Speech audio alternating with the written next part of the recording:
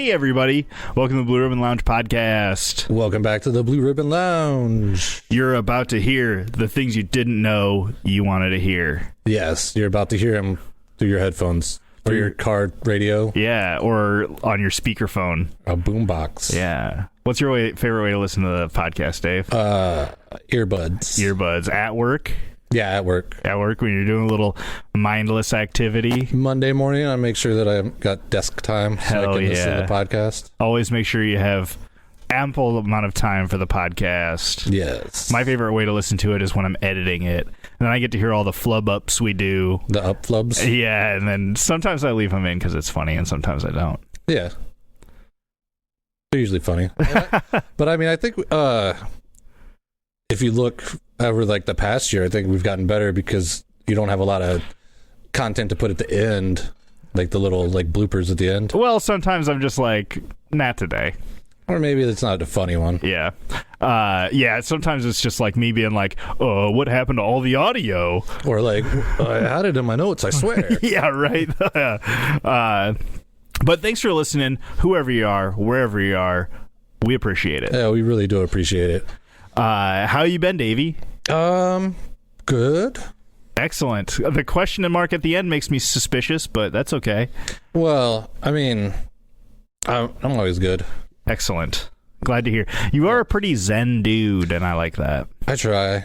Pretty Ben all my life. Well, that's all right. So I haven't been doing anything lately except for the pods. Oh, I hurt my back up real bad. What'd you do? The wife was out of town, and I was going ham on all the vintage clothes she has.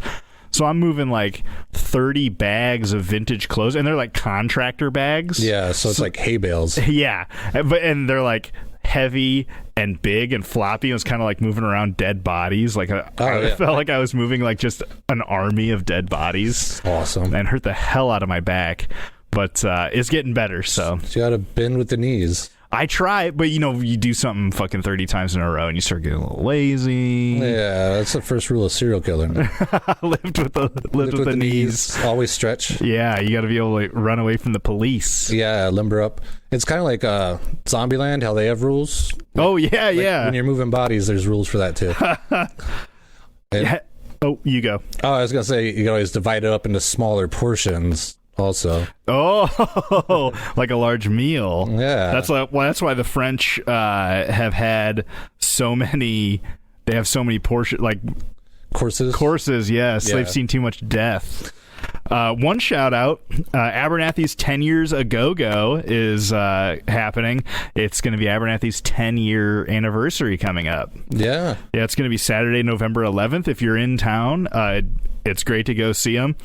They're having some bands at the Raccoon Motel, which is the original Abernathy's. Oh, yes. Down on, Second? Second, yes. Yeah. So if you've been to the old Abernathy's, go check it out and see what they did with the place. Have you been to the Raccoon Motel? No, I have not. Okay, it's going to be a good show. It's the One Night Standards, our home dogs. Yeah. The After Darks, which is a great band around here. Three on the Tree is they're from Clinton, Iowa. Yeah, and they do a lot of covers of like traditional rockabilly music, but at that time they are touring with Saudia Young. Saudia Young, like as part of the band or as like an opener. Saudia Young's gonna close the show. Okay, and that's a little bit to do like she's got good music. I haven't listened to a ton of it, but my wife's really obsessed with it right now. And she's a woman, so it's kind of like close the show strong, right? Because the ladies of Abernathy's are into that. Because she closed the show strong because the ladies of Abernathy's are into that, and they are touring with Three on the Tree. So Three on the Tree, whenever I've seen them do this before, they perform like an opener set as their band. And then they just do backup for like a lead singer, which is a really cool idea. I mean, they get double the money, and you can see an extra show there. Yeah. And I always think it's interesting when artists do that because I've seen Keller Williams. Okay. And he was actually at when we used to do was it River Roots Live? Oh, okay, yeah. When they used to do those shows, he was at there. They were like the big band, but it was like Keller Williams and like some other band. Yeah. So they were like doing that band songs, and then like for their closer, he did his big hit, the Freaker by the Speaker. Okay. Yeah. And that was cool because I'm like, it's cool to see it live. Because if you look it up, he has a video where he has the equipment where he'll play it, and then he's like recording his guitar, looping, and then he loops it, and then he grabs like a banjo, and then he loops that, and then he does like a little drum part and gets that going. It's pretty cool to see like one guy do like a whole band. Oh yeah, for sure. Yeah. And then they're also having go-go dancers with bottoms up burlesque.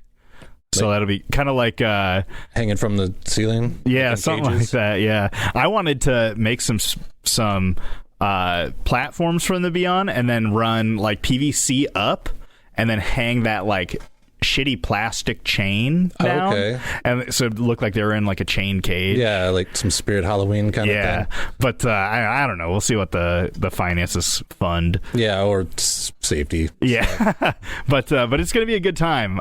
So yeah, Saturday, November 11th. Go check that out. Are they gonna be like painted up like in Laugh-In? And what? Have you ever seen Laugh-In? It's an old variety show back in the day. Oh, okay. And in between, they had Goldie Hawn got her start there being a go-go dancer, but she'd have like psychedelic swirls or like words or like a heart painted on her. They'll probably be dressed really cool, like probably 70s. It's kind of like a 70s groove vibe. Yeah. But yeah, they'll look cool. Oh, definitely. Yeah. The 11th. I'll have to put it on my calendar because I haven't seen a standard show in a long time. Yeah, for sure. And then there's like a Zed CD release show coming up too on the 7th. The 7th of October. I'm pretty excited for that one. Also, again with the After Darks, and then the Memphis Dives. Did I say this last time? Yeah. Oh, okay. You just didn't know the date, and I was like, I think it's the 7th. Okay, and cool. I looked it up and posted it, and I was like, I was right. Yeah, you the man, Dave. Yeah. I try to keep my finger on the pulse. Yeah. So there's also a Ren Fair this weekend, which you people won't be privy to unless you're already hip to it. Yeah, unless you're time travelers. You're time travelers from the 21st century. That's at Credit Island, so I'm excited to go to 2 Ren Fairs this year. Yeah, that one's not bad. I mean, it's like a vendor thing, kind of, mostly. Yeah. Hopefully, maybe they'll have a show. I don't know. Or they throw capers and stuff. Capers like the fish? No, like the pole. Oh. You know what I mean? Like, is that like a thing that they do for like Ireland or whatever? Yeah, they do it at like Scottish festivals and stuff like that. Or they'll throw stones so you can sign up. He who casts the first stone be without sin. But it's kind of like shot putting, but it's a stone. And they just like go to the river and grab one. Kind of, yeah. That's cool. Because I think the last time I saw it, they were also doing the barrel, the keg toss, but with like a hay bale. Oh, okay, that's cool. Yeah, that's kind of cool. Yeah, I wouldn't do that with my back, but no, they probably got professionals or something. Yeah, they got professionals doing it. Especially those pole things, like. Oh yeah, you gotta and that one, like you gotta be strong for sure, but you probably gotta have a little bit of technique so you don't throw it into the audience or fucking have it fall on you. Yeah, drop it on your foot. Yeah. That would suck. And it just like stands straight up, so a bunch of other guys got to help you pick it up. Well, because you're holding it straight up when they run, and if it just slipped and straight down onto your foot, just bust all your metatarsals or whatever they are. Damn.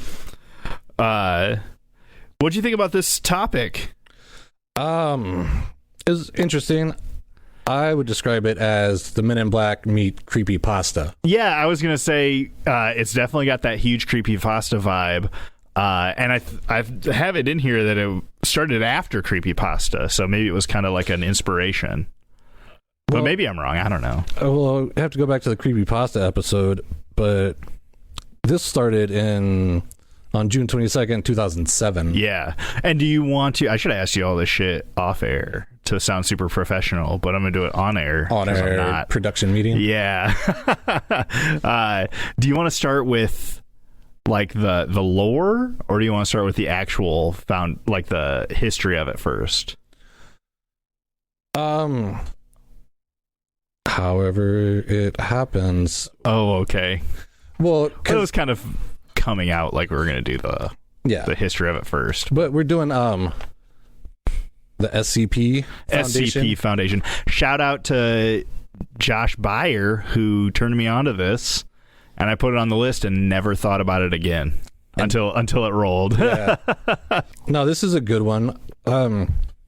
Basically, back in June 22nd, 2007, there was an anonymous poster on like one of these creepypasta forums, and they posted. Well, I think it was it was a creepypasta type forum. Yeah. It was on 4chan. Okay. And it was their like paranormal board. I think it was called X. Okay. I've never been a big 4chan guy. So but like Twitter? I've never been a big 4chan guy. And I don't really know how it was set up. Yeah, some of those websites like Reddit and 4chan, that's for people that were on the internet when the internet first started, because I don't know how to navigate those sites at all. Yeah. But it was on that forum that you were talking about, and it was an anonymous poster, and they posted about this concrete structure. Yes. That kind of looks like a big-headed baby. Yeah, it was the first post was June 22nd, 2007. Did you already say that? Yeah. Oh, whoops. And it was a photo and a story of this statue, and it was typed in a way that made it seem like a formal document or form. Yeah, it's very sciencey speech. Yeah. And pretty much it talks about how... See, to me, it sounds like Doctor Who. Mm-hmm. Because if you look away from the statue, it'll get you. Yeah. And like supposedly like snap your neck. Yeah, so and what we have now is the I think at least the third rendition of the site. Yeah. Because it came off 4chan and it did some other stuff. But I did look it up, and it's maybe I'll wait till after, because there's a lot of jargon in there. Yeah. That's kind of cool though. No, but that first post, it was just titled SCP 173. Yes. And the way that story was written, how it was like matter-of-factly, like we have this thing in containment, this is what it does, this is where we found it, and this is how we keep it contained.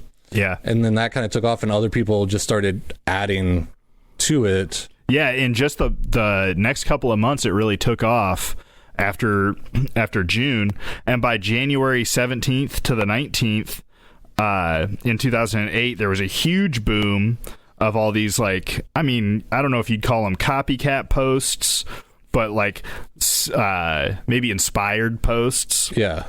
And this was across 5 new threads.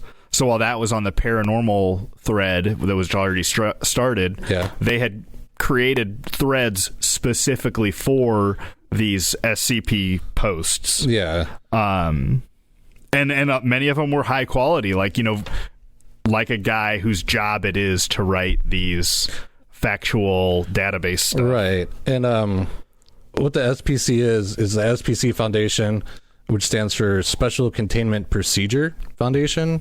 And their motto is secure, contained, and protect. And pretty much it's like the Men in Black, because they go out and find like your creepypasta story, but in real life. Yeah. And contain them or just neutralize them. Yeah. And they're the good guys, but they strive to like create good by any means necessary. Yeah, and I had heard of a few people within the foundation getting themselves terminated because they want the foundation to be cold, in that the decisions are made to the best outcome, no matter what the decision has to be made.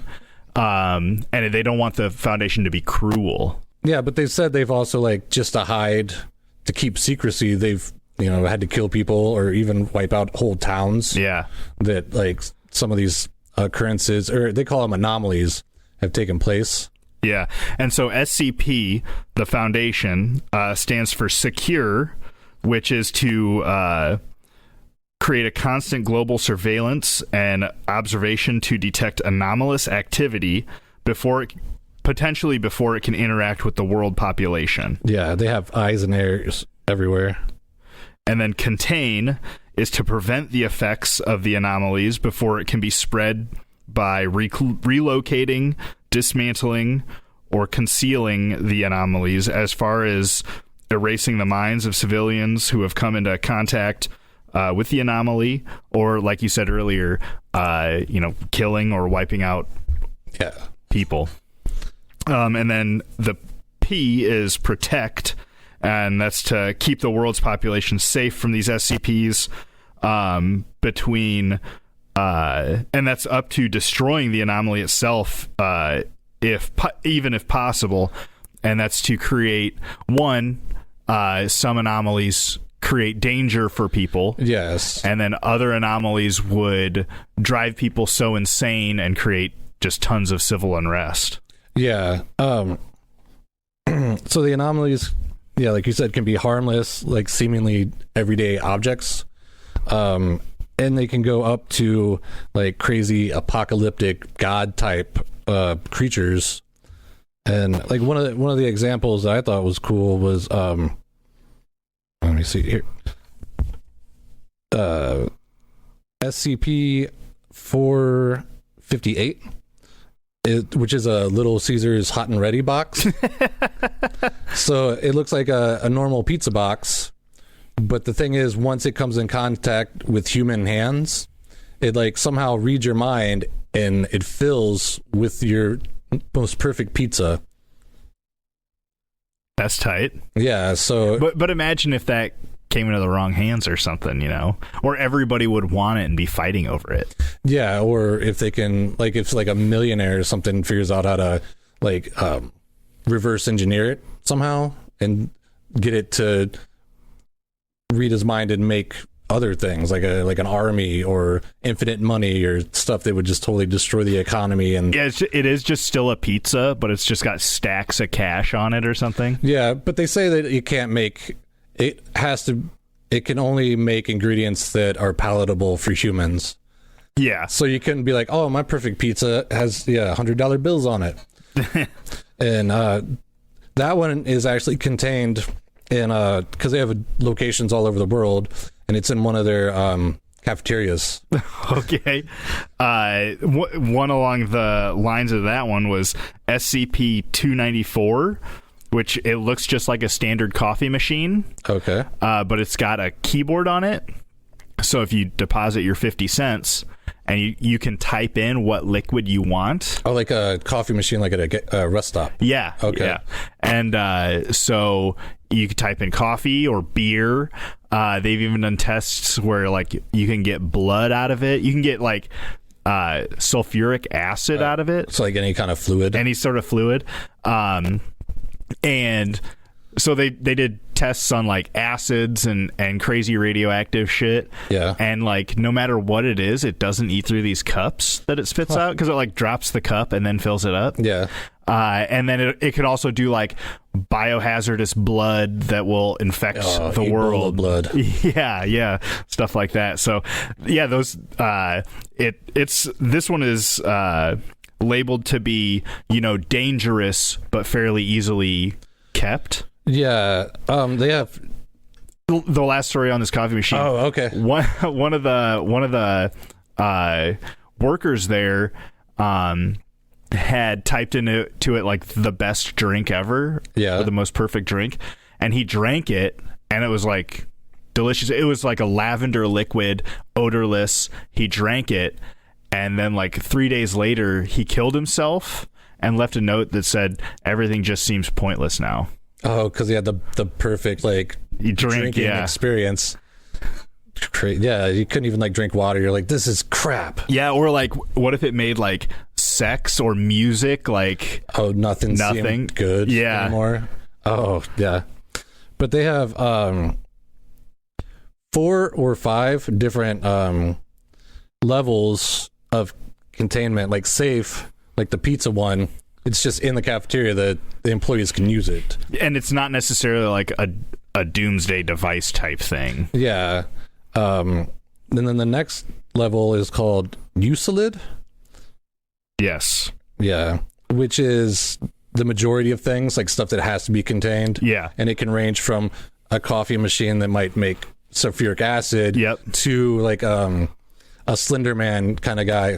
I forgot what his number was, but like Shy Guy. Oh, yeah. Where it's a guy or like a creature that just sits in the corner and cries. Mm-hmm. And if you happen to look at his face, he gets super pissed off and will attack you, and like he'll like brutally beat the person until there's nothing left. So he'll just keep beating the ground until like your blood's all and everything's just pulverized. Damn. Yeah. Yes, and then there's the Keter. Keter or Keter? Keter, yeah. Which Keter sounds a little bit cooler, but okay. Keter is all right. Keter. But that's exceedingly difficult to contain, like things that maybe can phase shift, or there's I don't know how many of these wrote down. I don't want to tell all the stories, but tell them all. There's one called the Old Man. Okay. And he's like this creature that is just like looks like he's decaying, but his decaying also affects anything he touches.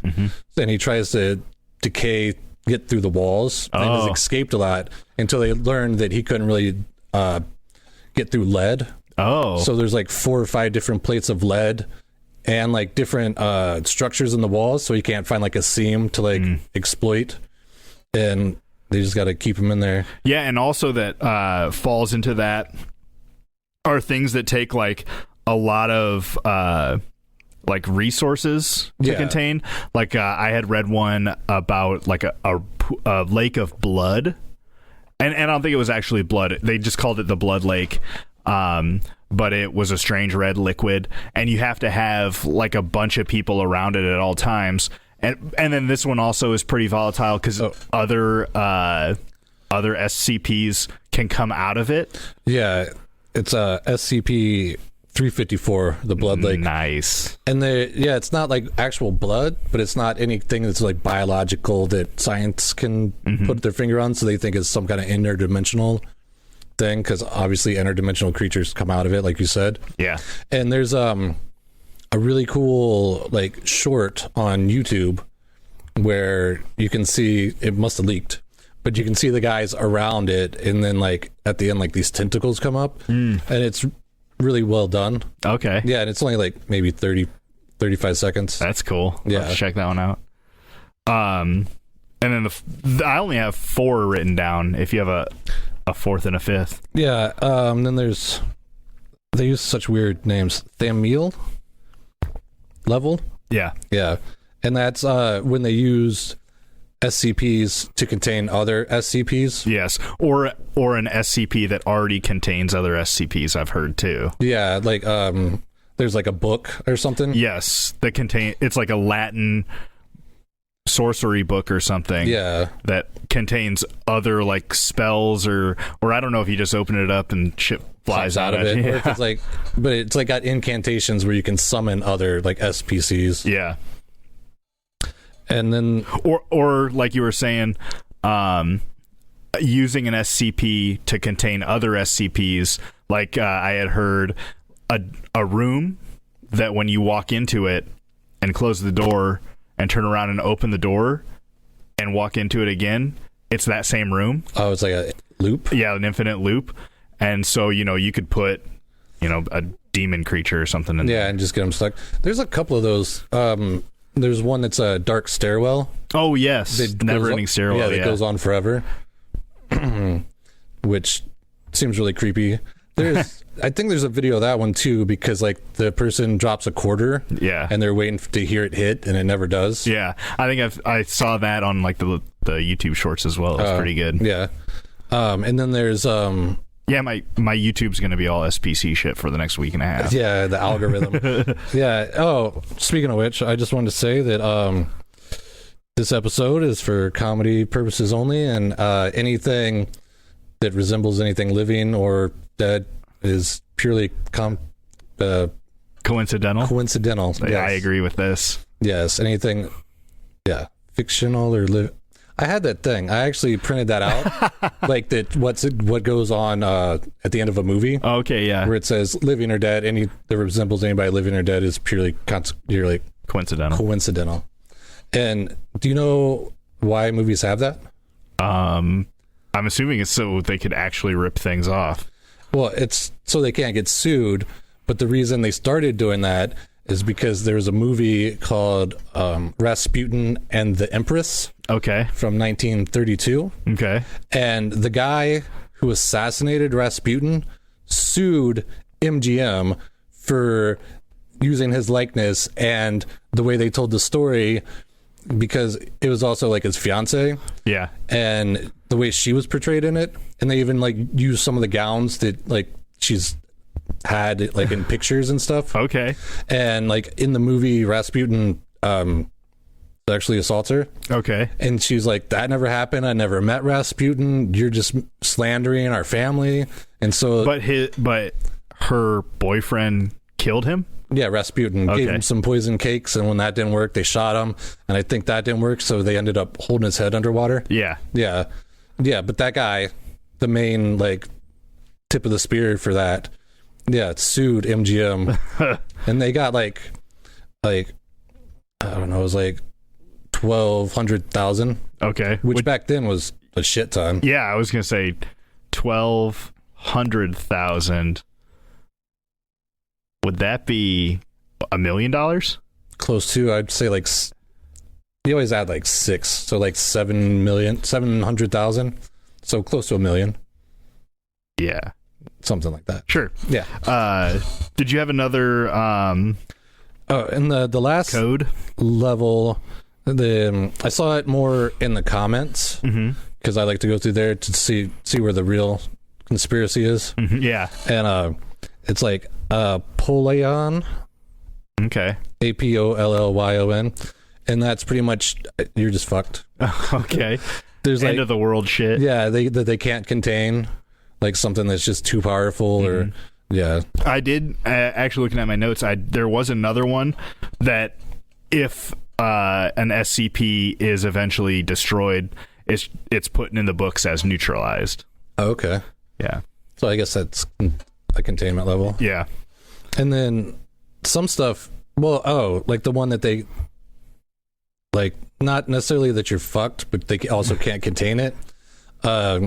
SCP 4006 is the state of Massachusetts. Yeah, I saw that. Yeah, because no one actually lives there, but the plot of land is somehow sentient and can use mind control to make people think that they lived there or that they do live there. Oh. And in reality, nothing's there. Huh. Yeah. That's wild. I thought that was an interesting one. And so within this foundation, you have, workers and things like that. Did you look up the administrator? The administrator? Yeah.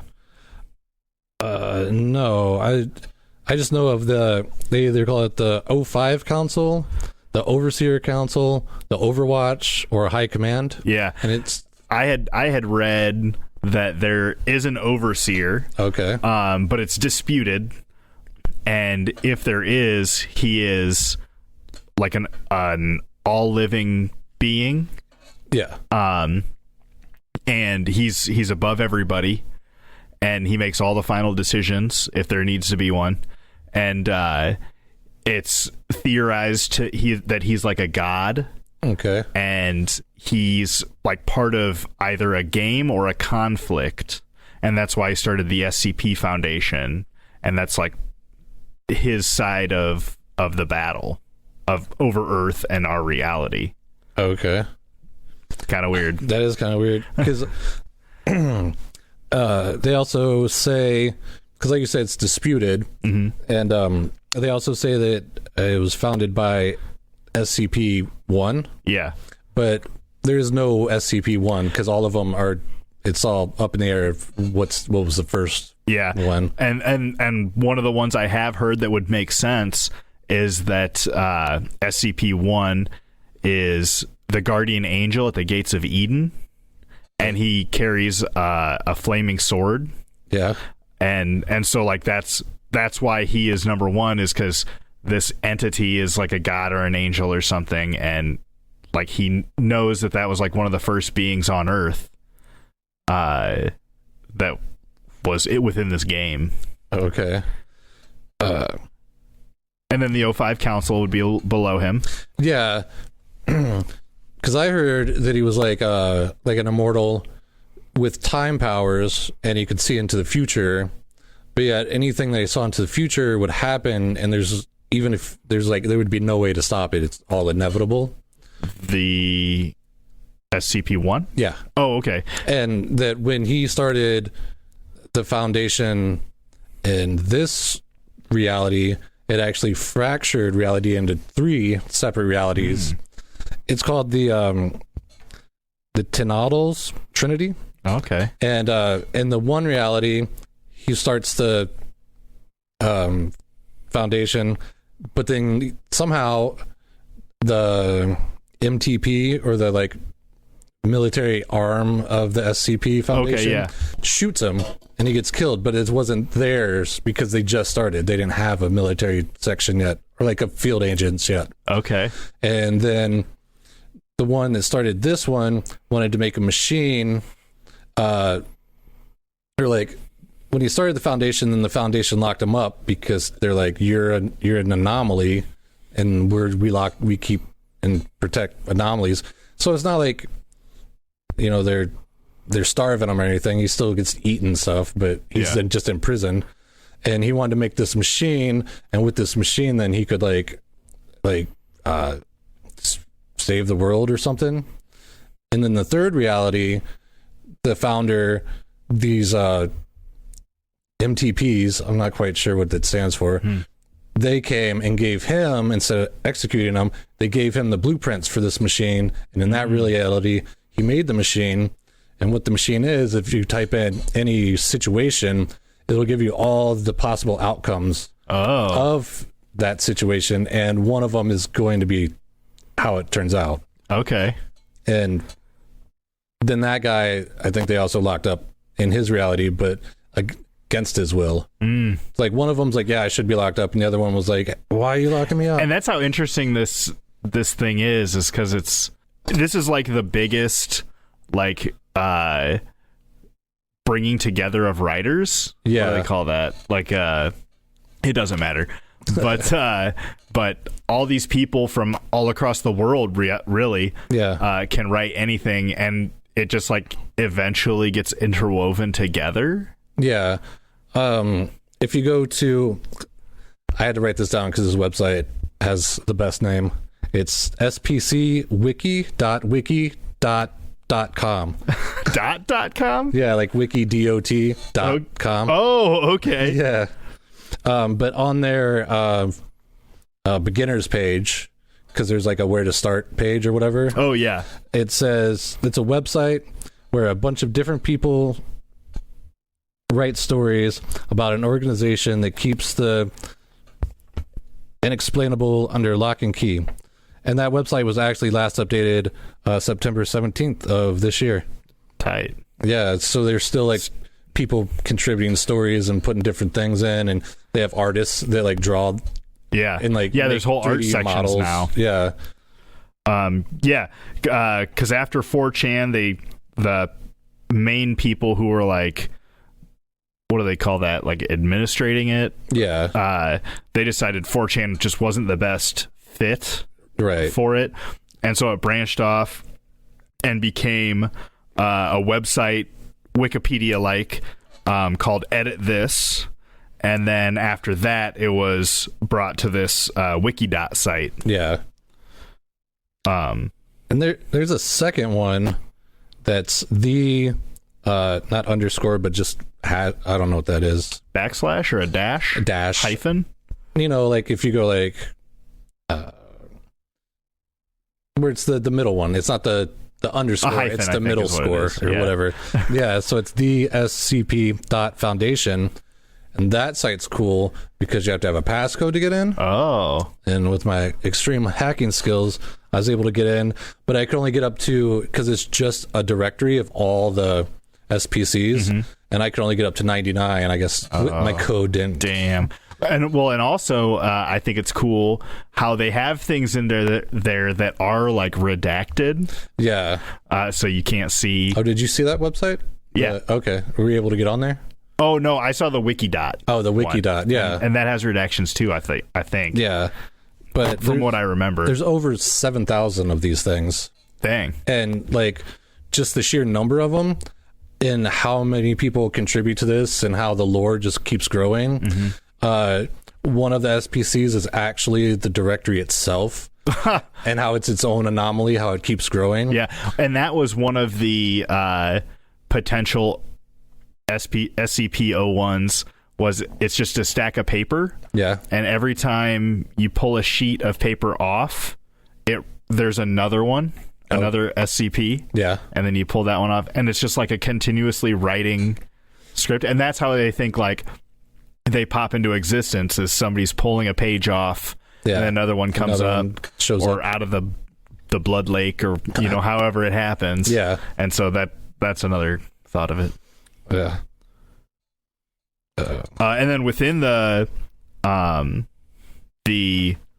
Foundation itself, they have the Overseers Council, the O5 council members. Yeah. Which is a group of 13 personnel who have total clearance. Yeah, they're considered Class A. Yes. Because they're so important to the Foundation that they don't come in contact with the SCPs. Yeah. And then there's like the site managers, the people that manage the different sites, they're also considered Class A. But then like the scientists are like Class B, which means the dangerous SCPs they don't come in contact with, but they can like eat the pizza out of the box and handle the not so deadly ones. Like the Euclids and stuff like that. Yeah. And then C are the field agents and the people that like, the more militaristic kind of aspect. Yeah, go out and catch them, or they guard them and stuff like that. And then there's Class D, which is pretty much death row inmates that they use either to guard some of the more dangerous ones or to be like, hey, go touch that thing and see what happens to you. Yeah, there was one that I had seen, and so there's a yurt in Tibet in the mountains. Yeah.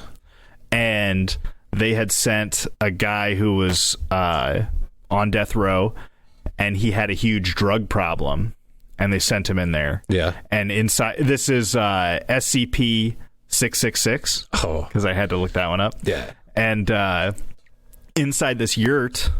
Pod notes, dude. Dude, you're a liar. Dude, I got a couple. I don't believe you at all. Yeah, believe it or not. 2 pod notes. It's actually all it says is pod notes. Oh shit! I have headphones on, so what the fuck. Pod notes number 1 is eventually get there. It says look up pod notes. I'm gonna just a couple things on there. Nothing really major. Yeah. Even worth even talking about, really. So this one was SCP-666. Sign of the Beast. Because I had to look that up. And they sent this drug addict into the yurt, and when he went in there, he was teleported back to, when he was really hitting the sauce hard. Yeah. And he came in contact with his old dealer that got him first hooked on whatever drugs he was on. Yeah. And the drug dealer gave him the option, and he could tell that the drug dealer was a little off because he had like this big kind of devilish grin, and he was like, "Come on, man, you need one more fix, don't you?" And the guy was like, "No, dude, that ain't me anymore." And he was able to leave the yurt. Yeah. And he felt no cravings to have drugs ever since. So he kicked the habit. Yep. But other people who have been recorded going in, like there was a gambler that went in, and it was back at his favorite hometown casino. Yeah. And, hey, put it all on black, And so he slides his money over, locks himself in to the trap, essentially. Yeah. And he ends up being found dead later. Ooh. So it's like a like a real seven sins type thing where it's the last time you'll sin. Or it's like going back to face your past demons or something. Yeah. Interesting. Yeah, and then there's Class E, which are like people who have been affected by it, that they have to lock up to make sure to keep them under observation to see what's going to happen to them, because they might die, they might be infected with some unknown disease, they might themselves turn into a SCP. Yeah, that's pretty much all I saw for the Foundation itself. Yeah, because more people write about the SCPs and not a lot about the Foundation. Yeah, and then it's just all kind of woven together, and they have like, you can like can't remember the word that they used, but you can like update them. Yeah. In the site where I got the little blurb about, it's where people come together to write stories about an organization, it also says that technically nothing is canon because they don't want to stifle creativity.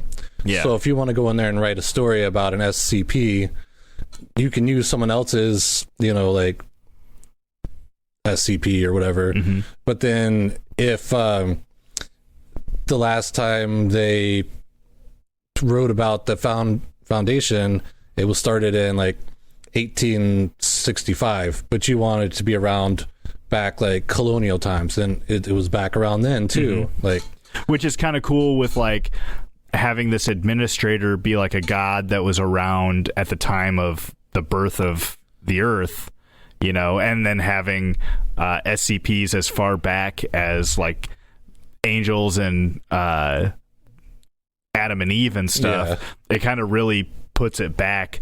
And I had seen one, and I can't remember what this SCP was, but it was of a base on Mars. Oh, okay. And it had been there longer than Earth. And they were talking about there was like a big war on Earth. And everybody was like mind wiped of it. Okay. And so now not even the SCP Foundation has memory of this Mars base. Oh, that's interesting. That's like two conspiracies put together. Yeah. Because on our first episode, Farsight or Second Sight or whatever it was, this is a long time ago. Yeah. But Farsight, maybe, but they had Farsight was the name of the website. Okay. Or whatever. It was, I can't remember it. Yeah. I'll look it up while you do that. But yeah, I told the story about how the CIA used the guys, man, now I'm just forgetting how you out of body experience, how you go teleport somewhere, but only your spirit goes. Oh, it's not on YouTube. Oh. I should put the first episode on YouTube. Yeah. But anyway, what do they call that? Like something reach? Like have an out of body experience, but it's called, I don't know. Let's astral projecting. Yes. Good job. When he astral projected to these coordinates they were giving him on Mars, and he was talking about how he went back, because you can also go to different places in time when you astral project, and they gave him these coordinates and this date to go back in time, and he's talking about running into aliens and stuff. And that story that I tell, you can literally go to the CIA website and look up in their FOA or whatever, Freedom of Information Act section, and this was an actual experiment that they did back in the 70s, which is kind of creepy. But then the other conspiracy that you can add to that, about because they're based on Mars, is there's supposedly it was a World War III, but they didn't tell us. We've been mind wiped about it, but there was actually like a big nuclear holocaust. And some people, like before YouTube started cutting all the conspiracy stuff way out, you could find like pictures of like houses covered in mud and how like the Inca pyramids looked back then and then versus how they look now. And so that's also kind of the flat earth thing. Yeah. Is why they don't want to tell us that the earth's flat, because they're trying to like have amnesia about it. Remote Viewing was the first episode we did, which was a good time. Yeah.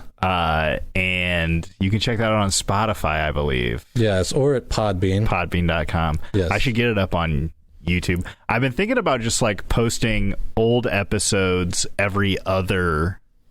Yeah, I try to do that on the Facebook page. Yeah. If you want to be a part of that and see what I post. Yeah, do that. Join us on the Facebook page. But I'll try to be like, remember that time we jumped out of a plane with Daredevil Brian? That was a good time. That was a good one. I like having guests on here. If you want to be a guest on the Blue Ribbon Lounge podcast, be in that Facebook group. And message us. Definitely. Or email us. Go to blueribbonlounge.com. You can email us if you want. That's just a little bit more rigmarole. Blue Ribbon Lounge Moline at gmail.com. Correct. See, I still remember. And another one we were talking about making like updates to SCPs, and there's one SCP 682, which is an uncontrollable lizard creature. And so within that, you have the original SCP, and then you have a bunch of updates on how they've tried to use other SCPs to kill it. Yeah. And so like the Shy Guy was in there. Oh, really? And I believe when they put the lizard creature in there, the Shy Guy like wouldn't attack it. He was afraid of it. Oh, okay. Or they had one where they put the lizard creature within that very first SCP-137's cell, and it wouldn't break eye contact with it. Yeah. And then they used a long-range sniper rifle to shoot out both of its eyes. Yeah. And then the lizard thing grew more eyes. Yeah. Because supposedly it just regenerates. Yeah. And like... And creates its own extra defenses. So like they've thought about dropping it from a plane so that it would kill it with like a high impact. Yeah. But if it didn't die, then it would be resistance to any high impact. Oh, okay. And then they also thought about nuking it, but they figured if they nuked it and it didn't die, then it was never going to die. Oh, because it would be, yeah. It'd be invincible to our most powerful weapon. Vaporization. Yeah. Yeah. And it's, the creature itself is small. It's like the size of an alligator. Yeah. So it's fairly easily contained, but it like has to kill. It wants to kill everything. It's also super smart, is what they say. They like it gets out every once in a while. Yeah. And then they'll have to wrangle it back in. And they have a one SCP 999. Okay. And it's affectionately called the Tickle Monster, which is it's just like a big blob of orange slime that has like the mentality of like a puppy dog. Okay. And like this one, they let roam around, but at night it has to be in its pen. And they let the employees go and play with it as long as they're not on shift. Like they have to be on break. Yeah. They don't have anything else to do. And it's called a Tickle Monster because it will actually like blob like onto you, but it doesn't dissolve you. It just tickles you until you ask it to stop, and then it keeps going for a little bit longer. Just a little bit. Yeah. And it loves all living things, and it has an affinity for humans, so it doesn't eat meat. It just eats M&Ms and Necco wafers. But also when you touch it, like you get a sense of euphoria and like happiness. It's like an instant boost of dopamine. Yeah. And they tried sticking this thing in the cage with the indestructible lizard, and for like a little bit it was actually like calmed down, but then once it shook itself out of that, it went on like a killing spree and destroyed the room and killed a bunch of scientists and shit. Damn. So they're like, well, it was cool to see it for a little bit, but after that it killed everybody. So we're not going to do that again. And then there's one that I feel like was a Twilight Zone thing. Yeah, that's another thing. Like we were talking about in the creepypasta episode, that any one of those could have been a horror movie or even a horror short. Yeah, this could be the same thing, and people have done that. Yeah, but it's like kind of cool to think that you have like, well, Hollywood is fucking out of ideas. So, but it's like you have unlimited scripts here. Yeah.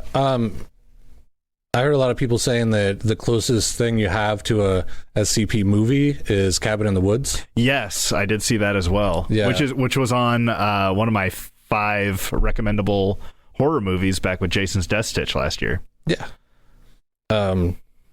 But this one is a SCP-485, and it's called the Death Pen. Okay. And like Pin or pen? Pen.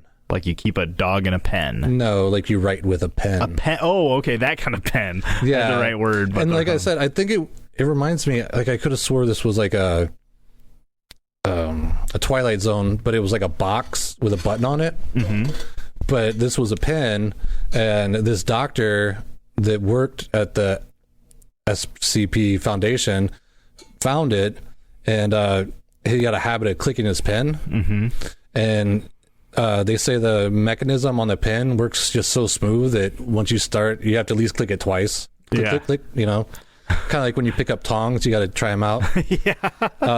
But the catch is that every time you click the pen, someone close to you dies. Oh no. Yeah, and they figured it out because the guy was like, his like professor or his fellow scientist guy was actually giving a lecture and passed away dead in the middle of it. And the guy was like, oh no, that's crazy. And he wanted to call his wife, but she didn't answer the phone. And then they realized that he was fucking clicking it and killed like his whole family. Oh no. And like a couple of close friends. Damn. Yeah. And the quote at the bottom was like, his office mate was like, well, no, Dr. So-and-so, I don't have to hear that annoying pen clicking anymore. But now he cries all the time. Damn. They'll get you. Yeah. And I think what really makes the SPC Foundation popular is because it can be like a horrible monster fucking thing, but it can also be like, there's one that's like a box that goes to like a Narnia place. Okay. But inside of it is like not paper mache, but like origami dragons that fly around. And I think the story is of like a little kid finding this box. Mm-hmm. And then I think it gets sad because they like fly into the fireplace or something. Oh no. But yeah. And then, then there's super creepy ones. And I think that's kind of the way most people would lean. But it is nice to know that there are like the tickle monster and things like that. People just kind of thinking outside the box, because I feel like horror is easy to write. Yeah. And sometimes just having like an IKEA that has an interdimensional space in it, and people who enter it just get lost in IKEA for eternity. Yeah. Yeah. That's so it's super simple, but pretty interesting. Yeah. And let me see. You talked about the Blood Lake. The last one I really have is a large funnel. Okay. It's a SCP-786. And it's like a 3-foot funnel. It looks like a regular like kitchen funnel. It's just big. Huge. Yeah, so it's kind of like I wonder if there's a world's largest funnel out there. I don't know. Probably. Keep going. But if you put something in the big side, it'll come out small. If you put something through the small side, it'll come out big. Whoa. By a factor of 12. Whoa. So if you crawl through the small side and pop out, you'll be 12 times as big. Damn. Yeah, and they say they have to keep it in a sealed room and with like strict filters over any air ducts. Oh. Because they don't want any like roaches or rats or anything, any kind of insect getting into that room. Or even like a little piece of dust floats in there and passes through and it turns into a rock or something. Yeah. And they said they found it in the basement of a parking garage. And it was found next to a tiny motorcycle. Huh. And they said that the owner was never found, and they didn't even know why he felt like driving his motorcycle through the funnel. Yeah. I mean, you see a big funnel and you're on a motorcycle. That's... Yeah, might as well. Yeah. But they said you can't pass through the same way twice. Okay. Because you would either go into nothing or be way too big. Okay, like yeah. You'd be like a monstrous giant. Yeah. Because if you think about 12 of you standing up on your shoulders. I'm not 5 foot, but 5 times 12 is 100, right? 5 times 20 is 100. 60. Yeah. Whoops. 60 foot tall. Attack of the 60-foot man. Yeah, and then you somehow wedged yourself through again, and we were 120 feet tall. Yeah. Yeah, that'd be crazy. And if you go the other way, you just disappear, or you're just so tiny, you're like. Yeah. Do you got any more? Nope, that was it for me. Yeah. It was an interesting one, because I've never heard of it, but just because I haven't heard of it doesn't mean anything. But when you start looking it up, and I'm like, oh, there's so many, like, just stories. Yeah, so many. It kind of makes you realize how many people are on this planet that people have who know about it, who have even contributed to it, is potentially in the thousands. Yeah. You know, and I'd never heard about it until I worked at Cobham. Yeah, and I didn't even know, because when we were doing the last episode about Murphy's Law, I guess Murphy's Law is actually an SCP something, and it's like a guy, and yeah, because I'm like, how? And he just does everything wrong. Something, but the video I saw was like how to defeat Murphy's Law, so I think there's like a punch him, like a role-playing game that they play with this SCP like Foundation list. It's like a LARP. They go LARPing. Oh, that sounds kind of interesting. Yeah, and so I was like, okay, is this the game? When it popped up, I'm like, I saw something about it, but it seems like it's just like some LARPing. But then it turns out it's this whole like creepypasta kind of thing, internet storytelling. Cool. Yeah. I liked this one. So yeah, I think. And we got it off the books. It's been on there for a while. Yeah, it's been on there for a while. And maybe one time when we don't have something, we can go through the database and I'll ask you just by the name and you try to guess what it is. Okay. Yeah. I think an episode, or I've thought about doing, shorts where we just come in and do like a creepypasta or maybe even an SCP or something super short. If you're out there listening and you think that'd be cool, leave a comment on the Facebook or here. Let's know if that'd be cool if when you're scrolling through Reels or TikTok or whatever, a Blue Ribbon Lounge pops up and they're like, ooh, like that Mr. Ballin guy, but cooler. Yeah, fuck Mr. Ballin. Yeah, fuck that guy. He's all right. I mean, Blue Ribbon Lounge tries not to hate anybody. Yeah, and he does a lot for charity and stuff. So yeah, he's cool in my book. That's all right. Well, thanks for listening, everybody. We really appreciate you could be on this adventure into the unknown with us. Yeah, and if you know any SCPs and you want to throw the story on the Facebook page, feel free. Yeah, it was a little bit intimidating going into the site, and that's why I was glad that I did watch a couple of videos where like, hey, check out this one and this one and this one. Yeah, and there's a couple of popular ones that popped up a bunch. SCP 173 is obviously going to be. Yeah, the Tickle Monster was a big one too. Yeah.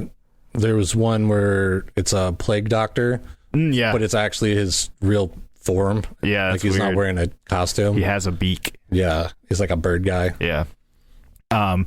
But thanks for listening. We'll see you. We'll talk to you soon. Yeah, you'll hear from us. You'll hear from us soon. And don't call me, I'll call you. And hey, remember, try to be good to yourselves. Yeah, so remember, don't blame anyone for the road you're on. That's your own asphalt.